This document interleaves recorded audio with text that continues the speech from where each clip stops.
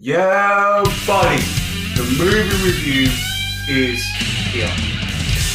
Hey guys, welcome back to the channel, and today we will be reviewing Once Upon a Time in Hollywood.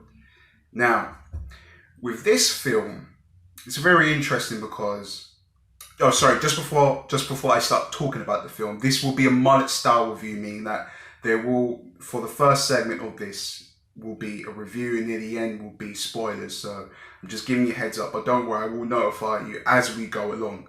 So anyway, yeah, I was very intrigued to hear that at the very beginning of this year, that when this film opened at the Cannes Festival, that all the critics, they all stood up and gave a standing ovation. And it had me thinking, was this really the Hail Mary that everyone said it would be? Would it really live up to the hype? That's what I wanted to know, because look, as we all know, critics and audience, sometimes we can be on opposite ends of the spectrum, and we can totally see something different when we watch a film. And is it renowned as his best film? I don't think so. I don't feel that this is Tarantino's best film, but yet again, that may change because I'm also in the process of doing a Tarantino marathon of all his movies that he has directed and written. But I feel like with the knowledge I know of film, I still don't think that it was his best film. And there's some things that he lands, and there's some things that he doesn't quite land. But overall, he still makes a very good film. Even if he didn't hit things that he was, maybe just things that maybe I wanted to see, I still think that he still created a good film. And I feel like with what Tarantino done with this film, he very much just simplified it. He just simplified all the variables.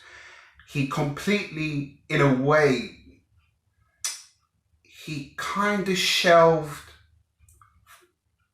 I'd say, first-person storytelling with his main character. With most of his with Cliff Booth and Rick Dalton, I couldn't really tell you at any point in the film that I really empathized with him, where I could really understand where they were coming from. The only point where I kind of felt like as if I was getting somewhere with these characters was when, obviously, the infamous scene when Rick Dalton goes back to his trailer, smashes it up because he completely blunders his lines. That's a brilliant scene. It was brilliantly portrayed by Leonardo DiCaprio, I will say that. And just in itself, there should be maybe some kind of talk for him for a nomination of an Oscar. Do I think he should win one? I don't know. We'll have to find out. But yeah, there was nothing in there that I could really grasp onto, something I could really latch upon. Because in this film, there is a lot of subtext about the acting industry. Now, if you're somebody that goes to the movies all the time and you watch a variety of different genres, and presumably, yeah, if you're a fan of film, or you're actually an actor or a director or a writer, you're going to understand all the quip and catchphrases and all the dialogue. But what's got me thinking is that, is somebody that doesn't relate to that kind of content, maybe somebody that just wants to go and watch a film, are they gonna walk out of that film feeling that they could have related to those characters? I don't really know, and I don't think they would, because I was very surprised to see the reviews after that there has been a little bit of a backlash of people not really liking the film. And in a way, I can kind of understand, because I think Tarantino just made it specifically for one consensus, one demographic of people, and that isn't necessarily a bad thing, because you need your film to fit in some kind of avenue, For example, Tarantino sacrificed first person, third person storytelling. Well, there is third person, there is, but essentially, for us to relate to these characters, what he does is that in the very beginning of the film, you see Sharon Tate, you see Roman Polanski, Rick Dalton, and Cliff Booth, and they're all tracking shots, you know. And when my friend came out of the film, he said to me, "Man, I really love those shots of in the car going around the street." And this was what Tarantino was doing. He was making us relate to the characters, but with the form of camera movement, you know. And look, not many directors, not many cinematographers are doing that nowadays, you know. And if you're talking in retrospective to a big blockbuster film, you get 1 frame per second of a cool action shot, and that's it, you know. And here you've got Tarantino just navigating the camera through streets and avenues and boulevards, and it's really beautiful to watch, I will say that. But yeah, it's a good film, I will say that. It's a good film. Look, Leonardo DiCaprio, as always, he's amazing. Brad Pitt, I love what they did with his character, the whole continuity thing of the can, you know, the dog food, and how that plays into the end scene. That was really good. The directing continuity there was quite good, and the fight between Cliff Booth and Bruce Lee, I thought that was hilarious. Now that's funny because Tarantino's been called out and people been calling him a racist and that. It's not like. And a lot of people presumably say, "Oh, you know, he wasn't a jerk. He was a nice man." If you have an alternate version of something and there's a different writer behind the script, it can be whatever you want it to be, people. You know, if I write a script and I say a PS4 controller can beat Mike Tyson, well, that's what just happens. You know, and we just have to accept it because in the film the villain is Mike Tyson and the hero is the PS4 controller. That's it, and you just have to get over it, you know. I mean, that would be a terrible concept, but you understand what I'm saying.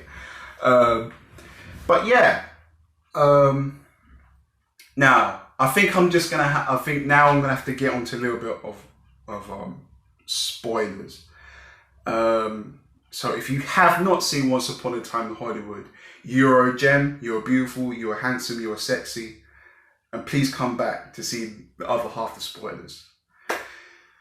I hope that you are gone. I hope you're gone. I'm going to give you 2 or 3. I'm going to give you 3 seconds. No. I hope you're gone. Okay. Spoilers now. So, the ending is obviously an alternate version to Sharon, Sharon Tate's, her ending. As we all know that she died a horrific death in